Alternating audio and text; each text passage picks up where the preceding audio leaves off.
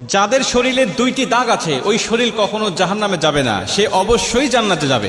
হাদিসটি সহিহ তিরমিজির 1669 নম্বর হাদিস এবং সহিহ আত-তারগিবের 1376 নম্বর হাদিস।